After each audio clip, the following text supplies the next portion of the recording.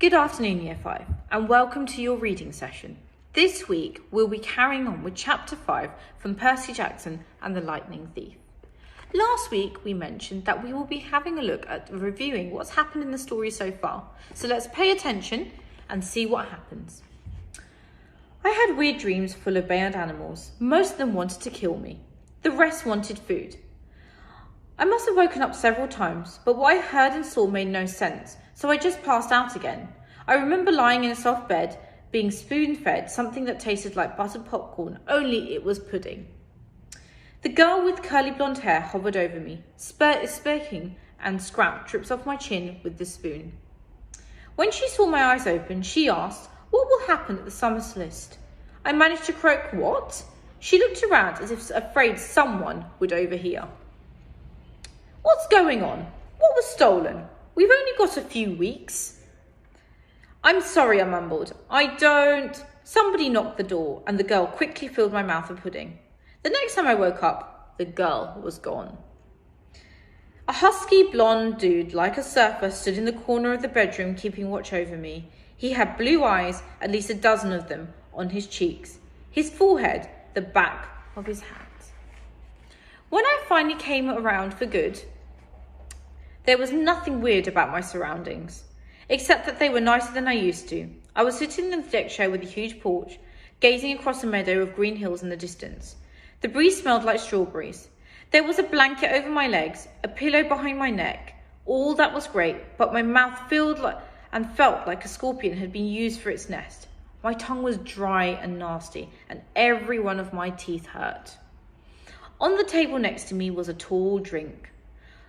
It looked like ice apple juice, with a green straw and pepper parcels stuck through it. My hands were so weak I almost dropped the glass once I got my fingers around it. "Careful," a familiar voice said. Grover was leaning against the porch railing, looking like he hadn't slept a week.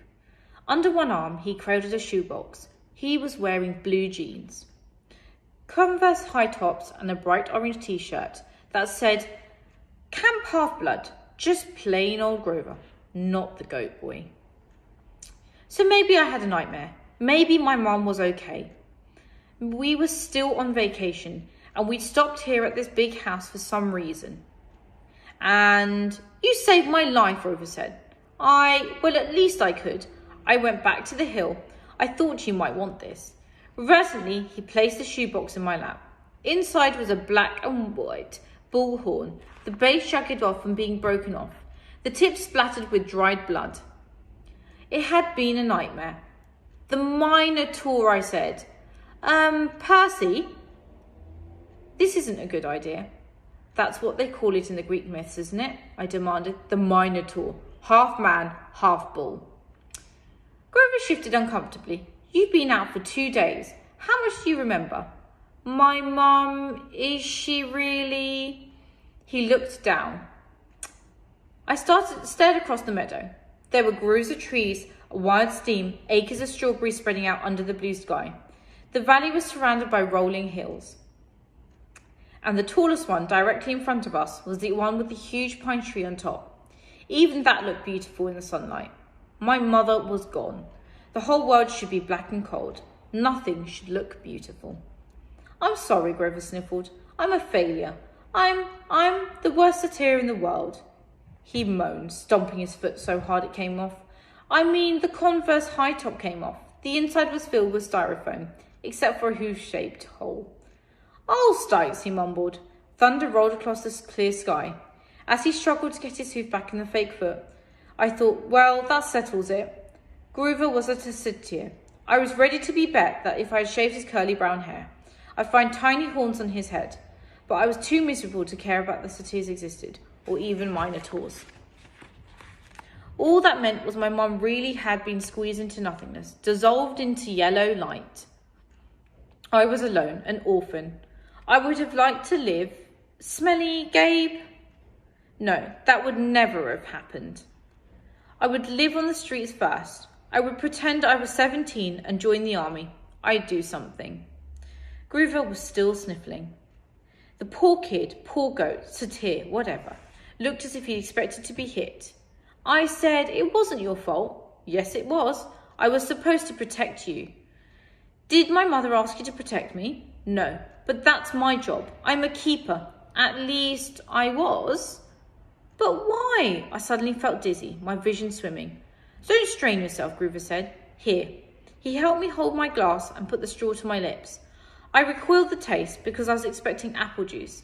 It wasn't that at all. It was chocolate chip cookies, liquid cookies, and not just any cookies, my mum's homemade blue chocolate chip cookies, buttery and hot, with the chips still melting. Drinking it, my whole body felt warm and good, full of energy. My grief didn't go away, but I felt as if my mum had just brushed her hand against my cheeks, given me a cookie that way she used to when I was small, and told me everything was going to be okay.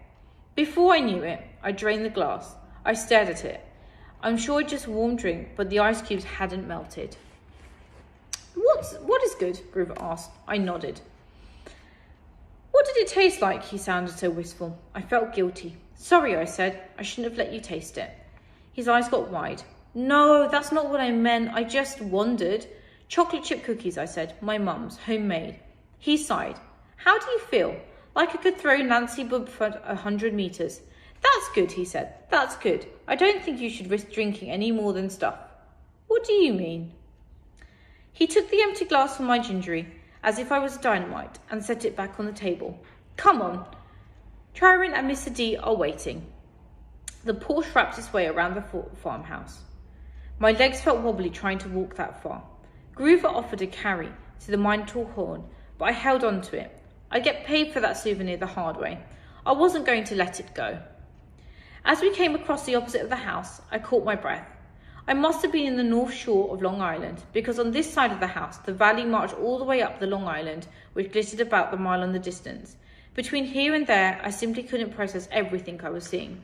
The landscape was dotted with blue that looked like ancient Greek architecture, an open pavilion and amphitheatre, a circle arena, except that they all looked brand new.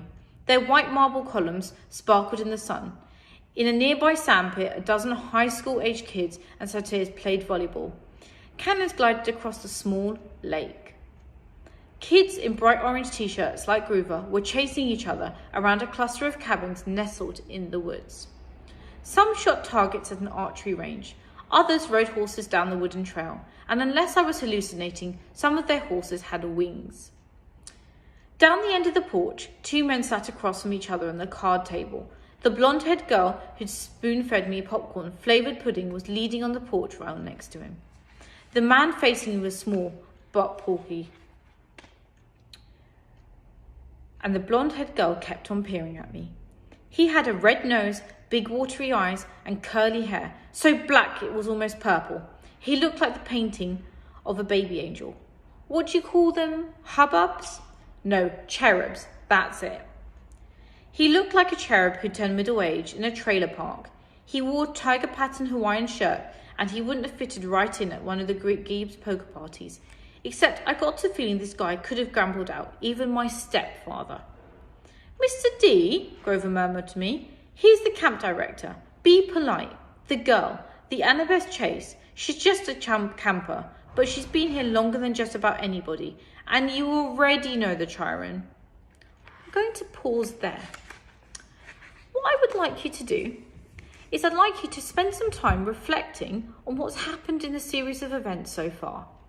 Now, when we have a look back at the beginning of Percy Jackson, I want you to just spend a moment describing what happened in Chapter 1. How do you think he felt at the beginning?